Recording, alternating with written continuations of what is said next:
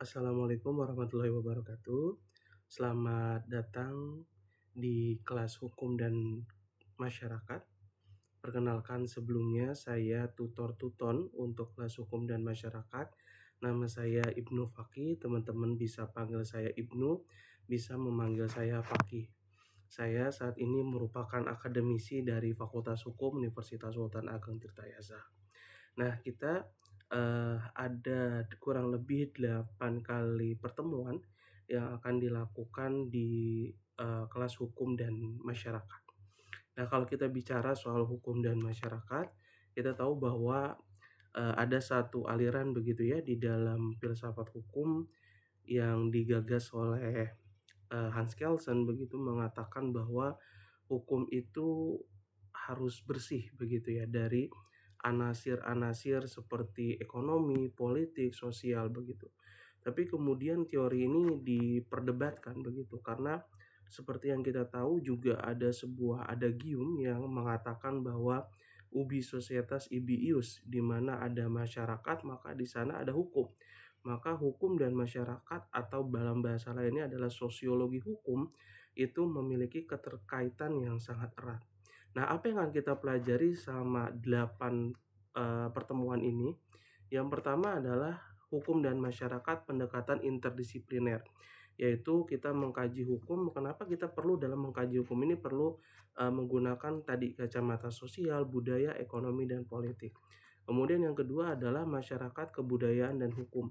Ya, hukum dipengaruhi oleh nilai, tradisi, struktur sosial, serta dinamika budaya yang terjadi. Seperti tadi sudah disampaikan bahwa ubi societas ibi ius, di mana ada masyarakat ada hukum. Nah, tentu masyarakat yang berbeda atau budaya yang berbeda tentu mempengaruhi hukum. Yang ketiga adalah pluralitas masyarakat, keberagaman budaya dan hukum, ya bagaimana tadi keragaman ini bisa membentuk praktik hukum. Kemudian ada pluralisme hukum dan juga penyelesaian sengketa dan atau non sengketa.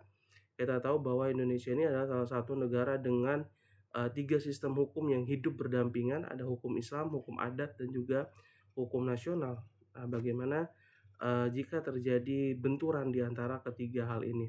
Kemudian adalah hukum sebagai peranata sosial, ya fungsi hukum dalam menjaga ketertiban, legitimasi, dan juga stabilitas sosial. Kemudian hukum sebagai sarana untuk bisa merubah atau sebagai perubahan sosial. Ya, peran hukum dalam mendorong reformasi, kemudian perilaku dan juga keadilan sosial. Law as a tool engine, law as a tool engine sosial gitu ya, hukum sebagai alat untuk merubah sosial. Kemudian ekonomi, institusi, dan hukum dan masyarakat, ya ini juga adalah salah satu pendekatan yang cukup baru ya, mengkaji bagaimana ekonomi ini uh, berkaitan erat ternyata dengan hukum. Kemudian adalah kegagalan pasar dan teori regulasi.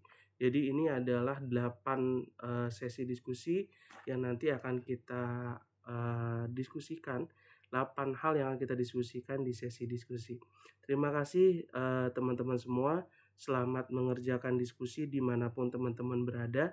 Semoga teman-teman senantiasa diberikan kesehatan, diberikan keberkahan oleh Tuhan Yang Maha Esa, oleh Allah Subhanahu wa Ta'ala.